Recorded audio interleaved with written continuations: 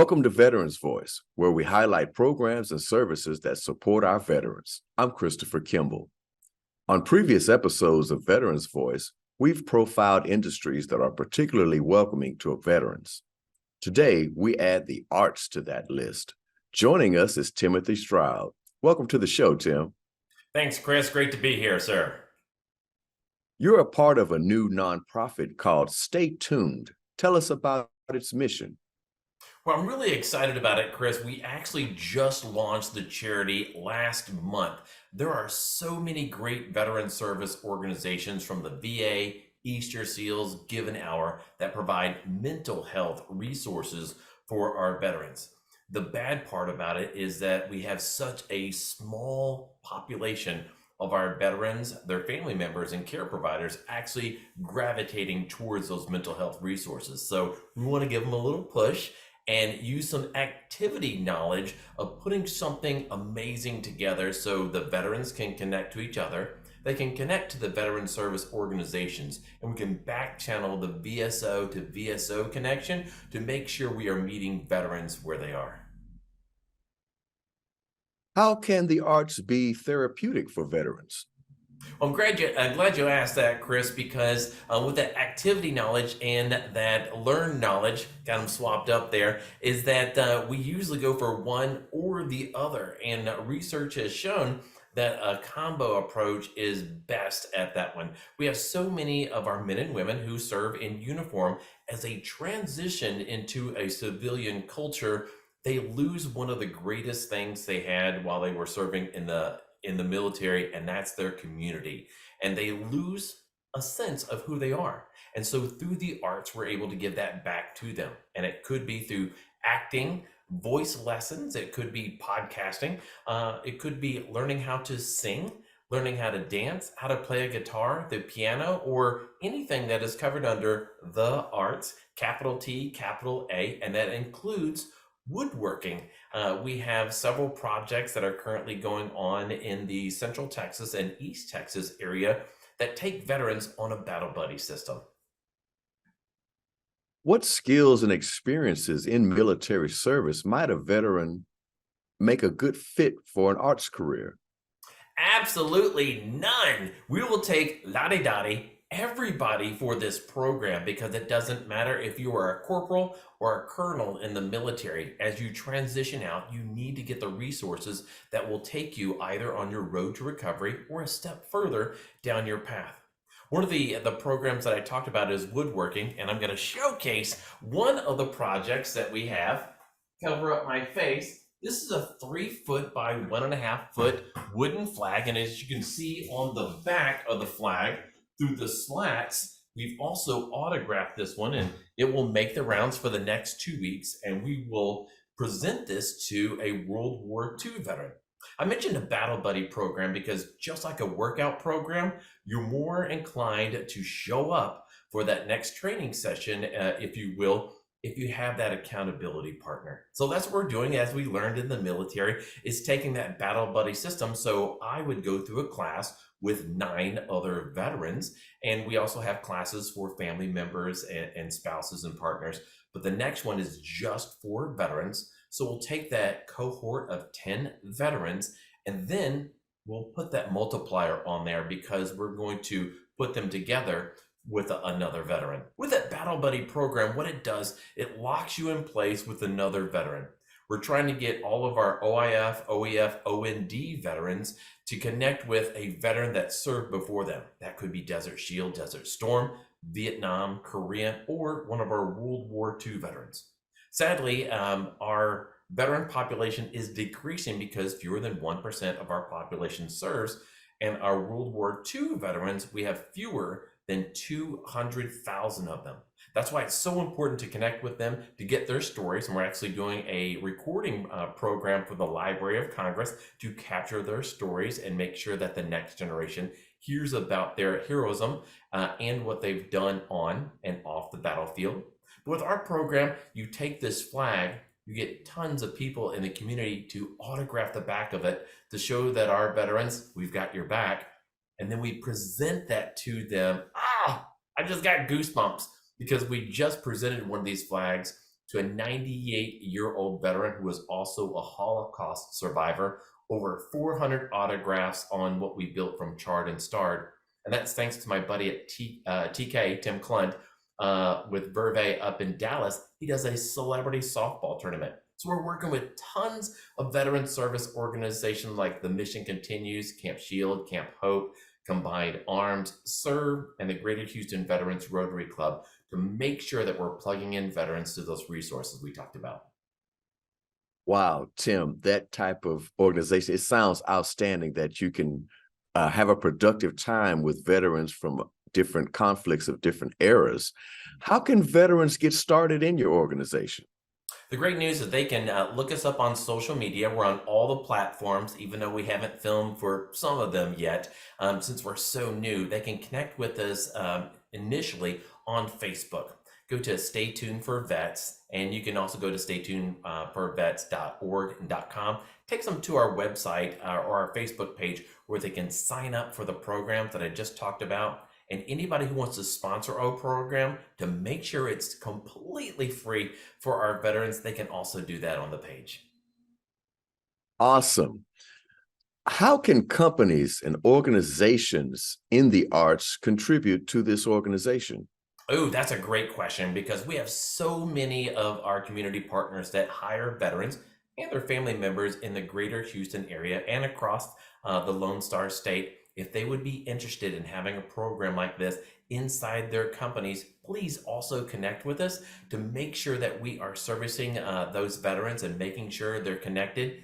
It's an amazing program when we're able to train a veteran and give them such a skill, whether they're going to use it for as a hobby, part of their healing process, or as a secondary or primary vocation. We have some of our veterans that we've been working with over the past year before we were even chartered officially as a nonprofit to teach them how to play the guitar, how to get into acting classes, and film commercials where they actually make a little bit more money, Chris. Well, thank you, Tim, for stopping by and letting us know about this great program. After the break, we'll learn about the National Veterans Outreach Program.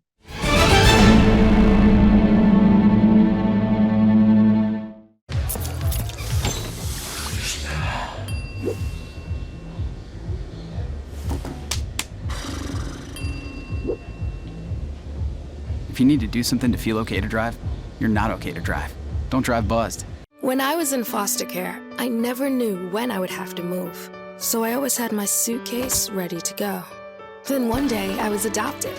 My new parents opened their hearts and home to me. My parents cook my favorite breakfast for me every morning. My parents take me on trips I never thought I would go on. They gave me a home and an even better reason to use that suitcase. My parents aren't perfect, but they're perfect for me. 150 over 90. 180 over 111. 160 over 110. I had a stroke. Your blood pressure numbers could change your life. Lowering them could save you from having a stroke.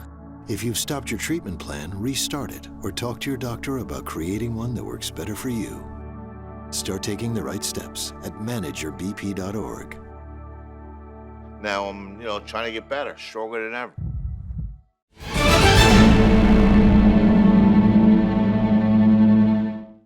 Welcome back to the Veterans Voice. The National Veterans Outreach Program provides services to veterans with a community-based approach. We're joined by Jesse Jones. Welcome to the show, Jesse. Glad to be here. Glad to be here, Chris. Mr. Jones, what is the National Veterans Outreach Program? Well, first of all, Chris, I'd like to give honor to God, who's head of my life. And the National Veterans Outreach Program is a program that doesn't just say they're going to help veterans, they actually do it. And before I started working here, in 2013, I was a veteran that was out of the military that had a hard time trying to find a job. Spoke to a case manager at the job fair, and he said, as a recruiter, you might be a good fit for this job. So lo and behold, I interviewed, and 10 years later, I'm now the site coordinator for the Houston office for the National Veterans Outreach. Now, to go back to the question you asked, what is the National Veterans Outreach? The National Veterans Outreach started back in 1972 by Carlos Martinez, who worked out of his car to help those veterans that needed employment. And from there, here we are now. Wow. Most organizations might have one way to help veterans, but I see here that you have 2 special job development programs. Can you tell us about them? Well, the overall organization, National Veterans Outreach, we span throughout the whole, pretty much the whole state of Texas. However, in Houston, the 2 programs that we mainly base our concentration on is the Employment Community-Based Organization Program, better known as ECBO, and the other program, which is the Veterans Initiative Program. We call it VWIN. We still use acronyms because a lot of us are veterans and those things that we still like to use. However, the cool thing about the ECBO program, we can help veterans and also even non-veterans. And we are trying to find those veterans that are, and also non-veterans, I'm sorry, they don't have stable housing. With this program, if you don't have stable housing and the situation may seem kind of bleak or unclear, with ECBO, we want to take those veterans, network them, and help them to get a job. Therefore, they can get them a place to stay from them having gainful employment, if that makes sense, Chris. Yes, it does. And homelessness is probably one of the most challenging situations to any human being. But what are the challenges faced by homeless civilians and homeless veterans? Oddly enough, the main 2 problems comes within the letter T, in my opinion, and that's training and also travel to actually go back and forth to work. Therefore, with both programs, we can initial and send veterans and also non-veterans with ECBO back to school to get some type of training.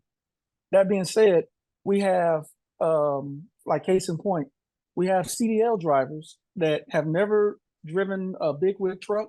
We've given them the opportunity to go back to school. Of course, they still have to apply themselves. They still have to go get the training. But just think about it. You have somebody with unstable housing, veteran or non-veteran. They come into the office. We talk to them. They said, I really want to be on the road driving. I'm ready to get on the road. Therefore, we supply them funds to send them off to school. And once they go to school, they get the certification. And the certification is set. They get work because, oddly enough, everyone is looking for some type of CDL driver, from Amazon to maybe Walmart. The bottom line is, it's fantastic to see someone go from this to go to that in a matter of weeks or months. And we love to hear about it. So, I mean, that's the travel base of it. It goes back to, we even supply bus passes to those that have to get back and forth to work. Therefore, we want them to go to work, and we don't want them to give us any excuses. Because if they want help, we want to give it to them. I want to push my staff to be the most selfless person when it comes to helping those out. Because like I tell them, the same way I just told you, that person could be me. Because I walked into these doors, I didn't have nothing but a family and military experience. And now I'm able to help those that actually can't help themselves. So it's been a blessing in disguise. Wow, Jesse, it sounds like you are absolutely motivated in your Absolutely. mission. How can people connect with your service? And most importantly, how can veterans find your service? I'm so glad you asked. So right now with the internet, and it's oddly enough, if you speak to your phone, it'll just start talking and bringing stuff up about the National Veterans Outreach. However, we do have a website, National Veteran. You go to nationalveteransoutreach.org or type in employment services for veterans or employment services in the city of Houston. We'd love to have you to come in here. We talk to you, because the most important thing that we do, and people don't really recognize it, we want to coach them up. And hopefully I'm being motivated to you, because at the end of the day, I love what I do so much. I get to help somebody, and that just brings a smile to my face. And I tell folks all the time, it's like a drug that you just trying to find it again and again, and you just want to do it all day, every day. I do it at my church on Sundays. I do it over the weekend. I always want to help somebody because at the end of the day, we all we got, but we all we need. And that's what we need to do to be positive to those that are seeking employment. We can help them out. And we just have to be positive to do it. So I can go on and on and on, Chris, but I'm telling you, I love what I do. And like I said, the best way to connect is social media. And I mean, we talk to everybody, and we want everybody that wants help to get it. So how can the public help as well as other organizations that may want to bolster your efforts? Well, the best thing that we can do to the public is to help us to get the opportunity to those that really desire it. As a statement I use all of the time in this office, until you find a job, your job is to look for a job. That's one of those things I use in this office all the time. Also, sometimes you got to take the job you need to get the job you want. Therefore, I'm asking the public right now, if they know someone that needs help, they have unstable housing, they need assistance, and they want to do something with themselves, they can go online. They can contact us here in Houston. We're right near the NRG Stadium. We want to help those that want to help themselves. So come on by the National Veterans Outreach American GI Forum here in Houston. We got other cities, San Antonio, which is where our headquarters is at, Dallas, also Austin, Fort Worth. Come on out, even El Paso as well. Awesome. Just offhand, do you have any success story that you'd like to share with us? One really quick success story that always stays near and dear to me. A gentleman came in and he was put out the military for something unsightly that was not true, and they released him from the military. He was making $6 an hour.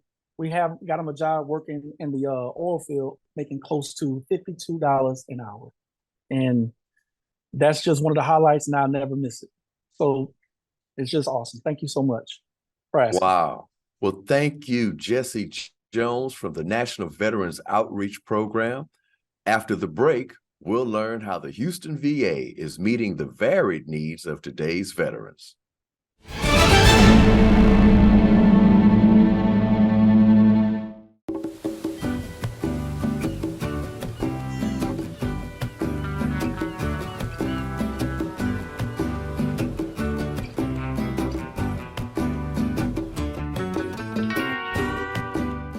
When I was your age, I was just like you, fascinated by stars.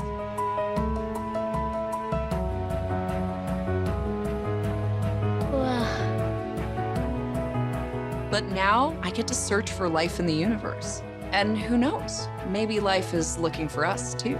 So we're like aliens to them? Yeah. Does anyone want to be a scientist now? I do. Awesome. We need more girls in STEM. Maybe we can find aliens.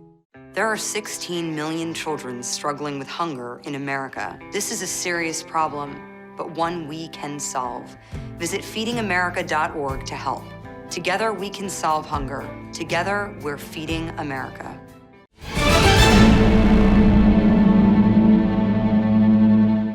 Welcome back to Veterans Voice. When we think about the VA, we might think primarily of medical care. But the VA has a range of resources to address social and personal needs as well. Quindola Crowley, Chief of Social Work Service, joins us. Welcome, Dr. Crowley. Thank you. Thank you for having me on behalf of the Houston healthcare system. So we do fall into that range of healthcare, that's for sure. Well, one issue getting a lot of attention these days in the media is homelessness among veterans. How is the VA helping those vets?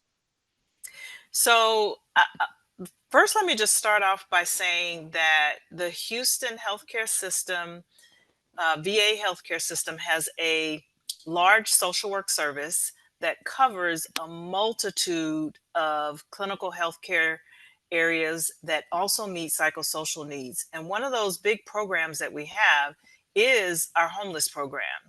So the homeless program manager, Robert Bordeaux, who falls under our social work service here, has several programs that fall under him, which is the Community Resource and Referral Center that will be opening soon. That's on Webster Street. They have the domiciliary, which will be opening in January, March timeframe, and that will house veterans that are homeless, also with substance abuse and other issues. And then there's the HUD-VASH program, which is what you're asking about specifically. The HUD-VASH is designed to house veterans. So we've housed over 850 veterans this year, and that really met the goals that we had to house veterans. We work in partnership with the Houston Coalition for Homelessness. We work with all of the Houston housing authorities, the county housing authority, as well as several in the other counties, Fort Bend. We go out to Beaumont and several of our rural county areas and work with those housing authorities as well in order to house veterans. So we're working really hard, and we provide them clinical services from a combination of services so that they can remain housed once they're housed. That sounds like a very well plugged in and very well networked program. My next question is, human trafficking is an issue we might not think of in connection with veterans. How does the VA work to address that? So actually, our human trafficking is one of our newest pilot areas because you don't think of that as something that impacts veterans. But human trafficking overall is a public health crisis. And then as one of the largest healthcare delivery systems in the VA here in Houston, we are working very hard to identify those veterans that are trafficked. And what we're finding is that there is an issue, so anyone that you may come in contact with probably knows of someone or has met someone. Sometimes they don't know about it. So one of our campaigns is to train and educate. We've trained over 3,500 staff at our VA here to recognize what that looks like.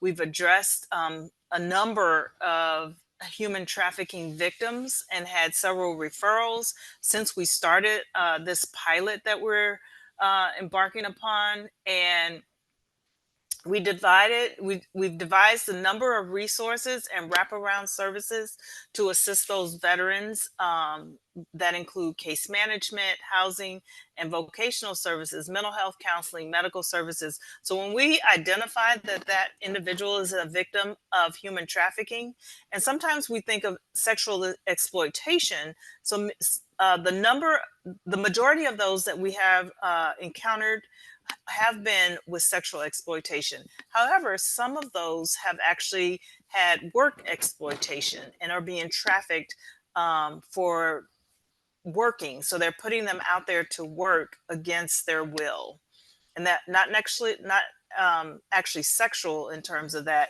but definitely there are a number of areas of human type trafficking, and that's, I think, the education piece that the community needs to understand. Well, thank you for educating us on that subject and the connection to veterans. Meanwhile, some veterans experience intimate partner violence. What resource can you bring to bear in that situation? So that's another big area that we really want to tap into. And as you know, those last two areas are predominantly impact females. And so one of the things that the VA has done in the last few years is really ensure that they are addressing those needs of our women veterans. I am a woman veteran as well. And, so it's really refreshing to know that we're doing the work at the VA. The general population experience intimate partner violation in women is 1 in 3. And then for men, it's like 1 in 4. For our veterans, or twice as likely to experience intimate partner violence compared to our civilian populations. So 35% of our veterans have experienced IPV in their lifetime. And in addition to those rates are higher within the LGBT community. So it's a pretty significant issue. So what we do is we work with those that are referred to us or those that are identified either through a referral process or through coming in to see us. And then we work with their caregivers. We have a program called Strength at Home and Rise. So that's recovering from intimate partner violence. And we strengthen this team and empower them to have healthier relationship skills, or we work with them independently or separately, or just that individual. But we want to reduce any type of aggression. The Strength at Home program is an evidence-based group treatment for veterans who experience that, who use aggression with their intimate partner relationships. And so we want to reduce that and teach them other skills and how to address conflict in relationships and reduce that violence. So the VA is really taking a strong effort to address those issues with our veterans. Where can people go to get more information on all of your services? Well, you can start out with, of course, going to the Houston VA website. When you click on the Houston VA website, it might say Michael E. DeBecke or Houston Healthcare, VA Healthcare System. But on that webpage, you will find IPV information, you'll find information on the homeless program, and you'll find the point of contacts there on the website. But the key number that everyone calls to get into the VA is that 713-791-1414 number. And just ask for whatever program you're looking for. They will send you to someone, or ask for social work service. They'll send you to me, or, one of the over 300 social workers and nurses and multidisciplinary team members that we have that can assist.